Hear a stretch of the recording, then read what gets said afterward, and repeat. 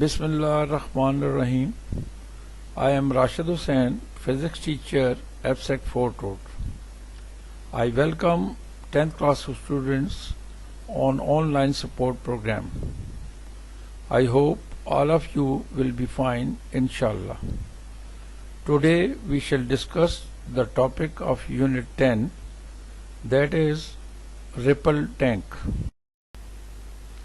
Now the objectives of the ripple tank topic are: the students will be able to understand, number 1, the purpose of ripple tank, number 2, construction of ripple tank, third, working of ripple tank, fourth, definition of crest and trough, and definition of wavelength and frequency. Now what is the purpose of ripple tank? Why we use ripple tank? It is an apparatus which is used to generate waves in water and to study the characteristics of waves such as reflection, refraction and diffraction. I hope you understood it.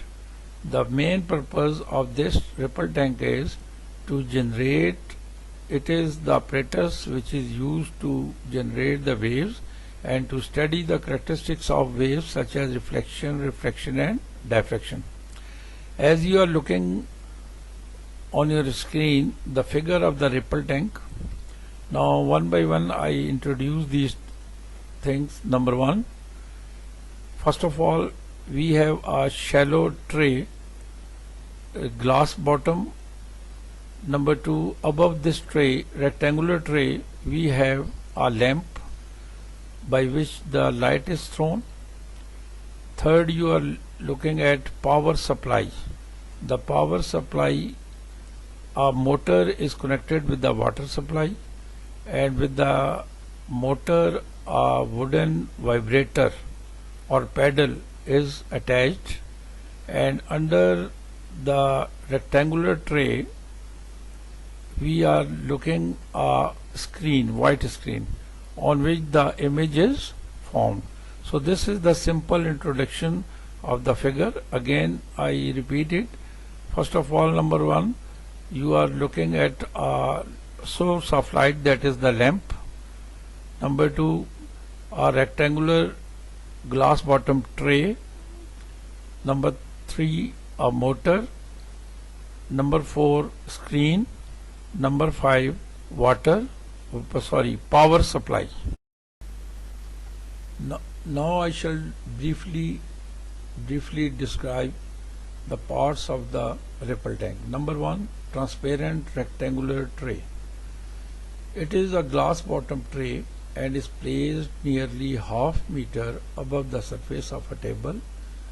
Waves are generated on the surface of water present in the tray. Number 2, a light source. A source of light, as you saw in the figure, is a lamp which is hung just above the tray to observe the image of water waves on the screen. Third is vibrator, or we also say it as a pedal. A vibrator is attached to a motor by which water waves are produced. When we put on the power supply, the vibrator or pedal moves and the waves are produced in the water. As we saw in the figure, a screen or white paper is placed beneath the rectangular tray.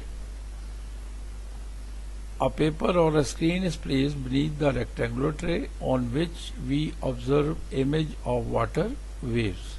So on the screen we see the image of water waves produced in the rectangular tray by the vibrator. Now the last is motor. The motor is attached with the vibrator. It is connected with the power supply which move a vibrator pedal attached to the motor. When the pedal or the vibrator moves, then the waves are produced in the rectangular tray. Now the next is working of ripple tank. As I discussed earlier, when we on the motor, the wooden vibrator starts vibrating and straight waves are generated on the water surface. With the help of light of the lamp, image of the water waves is obtained on the screen. The crest of the wave appear as bright and troughs of the waves appear as dark.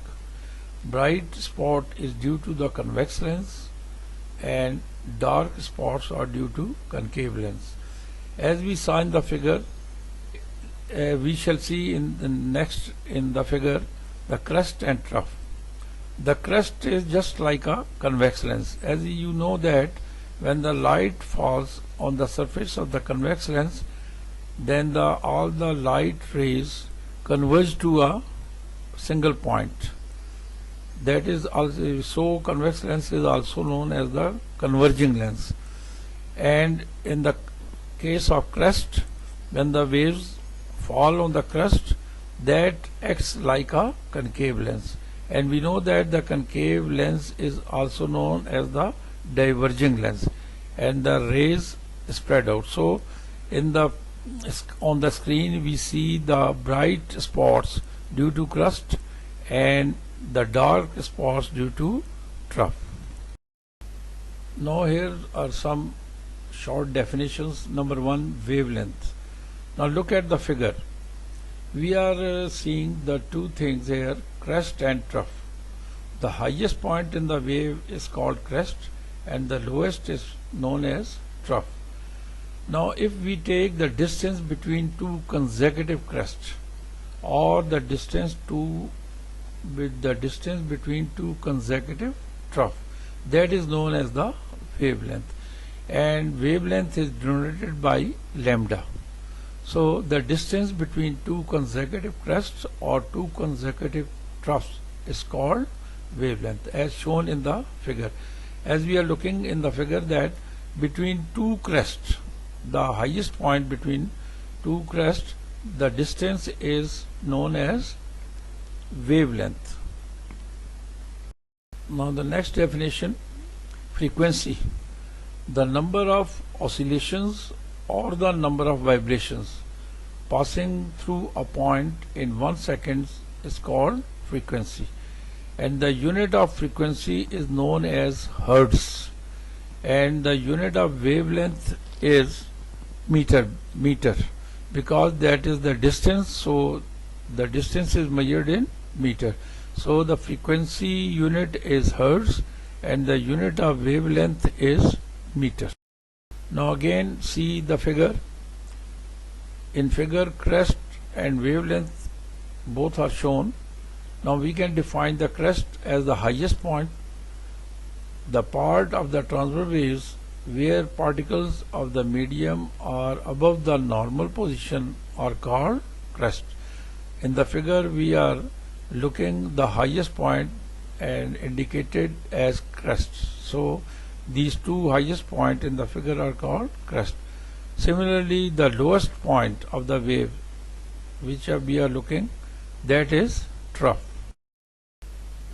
Now the definition of trough or the lowest point, the part of the transverse waves where the particles of medium are below the normal position are called trough. Now after this topic, inshallah, in the next lecture we shall discuss the properties or the characteristics of waves, like reflection of waves, refraction of waves, and diffraction of waves. Thank you.